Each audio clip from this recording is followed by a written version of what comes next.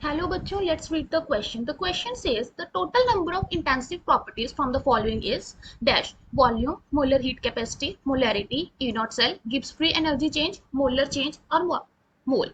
ठीक है, तो इस क्वेश्चन में हमसे पूछ रहे हैं कि हमें कुछ प्रॉपर्टीज दे रखी है, हमें बताना है कि उन प्रॉपर्टीज में से कौन सी ऐसी प्रॉपर्टीज हैं जो क्या है इंटेंसिव है. तो इसके लिए सबसे पहले हम की कंसेप्ट देख लेते हैं. सो की कंसेप्ट के लिए हमें पता होना चाहिए कि इंटेंसिव और एक्सटेंसिव प्रॉपर्टीज होती क्या है. तो सबसे पहले हम देख लेते हैं इंटेंसिव प्रॉपर्टीज कौन सी होती हैं. इंटेंसिव प्रॉपर्टीज कौन सी होती हैं? जो प्रॉपर्टीज अमाउंट इंडिपेंडेंट होती है, मीन्स हमारे अमाउंट पे डिपेंड नहीं करती. ठीक है. सिमिलरली हमारे पास एक प्रॉपर्टीज होती है जो होती है एक्सटेंसिव प्रॉपर्टीज. सो एक्सटेंसिव प्रॉपर्टीज क्या होती है? जो अमाउंट पे डिपेंड करती है. ठीक है, तो अब हमें कुछ प्रॉपर्टीज गिवन है, हम इनमें से देखेंगे कि कौन सी प्रॉपर्टी एक्सटेंसिव और कौन सी प्रॉपर्टी इंटेंसिव है. तो सबसे पहले जो हमें गिवन है दैट इज वॉल्यूम. ठीक है, अब वॉल्यूम है, हमें पता है कि जो वॉल्यूम है हम 5 लीटर के लिए या 10 लीटर है, तो उन दोनों का किस पे डिपेंड कर रही है? अमाउंट पे डिपेंड कर रही है. सो अगर कोई चीज अमाउंट पे डिपेंड कर रही है तो वो क्या है? एक्सटेंसिव. तो वॉल्यूम क्या है? Extensive property. ठीक है. सिमिलरली नेक्स्ट है हमारे पास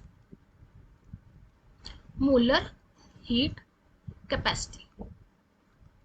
अब देखो जो मोलर हीट कैपेसिटी है वो क्या होती है? Heat capacity of one mole of substance. क्योंकि यहाँ पे मोल्स हमने फिक्स कर दिया कि 1 मोल है, इसका मतलब ये अमाउंट पे तो डिपेंड कर नहीं रही. तो ये कौन सी प्रॉपर्टी हो गई? Intensive property. ठीक है. नेक्स्ट हमारे पास कौन सी प्रॉपर्टी है? मोलैरिटी.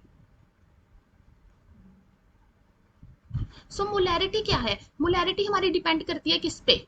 नंबर ऑफ मोल्स पे और वॉल्यूम ऑफ सोल्यूशन पे. सो मोलैरिटी क्या है?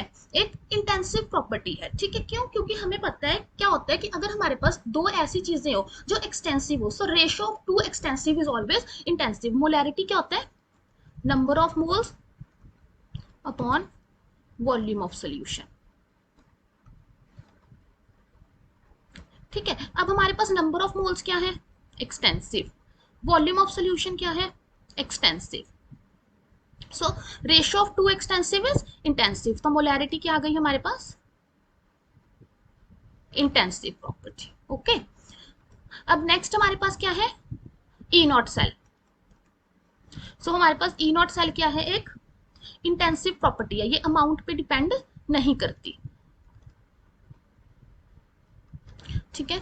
Next is Gibbs free energy.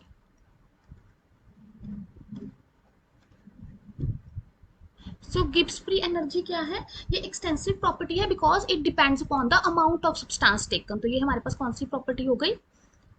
Extensive, because ये किस पे डिपेंड कर रही है? अमाउंट ऑफ सब्सटेंस टेकन पे. नेक्स्ट है हमारे पास molar mass. So molar mass तो हमने इसी में देखा मोलैरिटी में कि number of moles. Number of moles किस पे डिपेंड करते हैं? अच्छा, अब देखिए मोलर मास क्या होगा. मोलर मास मान लो हमने 5 ग्राम हाइड्रोजन लिए, ये 10 ग्राम हाइड्रोजन लिया, दोनों का मोलर मास तो 1.008 ग्राम पर मोल ही रहेगा. सो मोलर मास चेंज नहीं करता अगर हम अमाउंट ऑफ सब्सटेंस चेंज करें. तो हमारे पास मोलर मास क्या है? इंटेंसिव प्रॉपर्टी है. Okay. And the last is number of moles.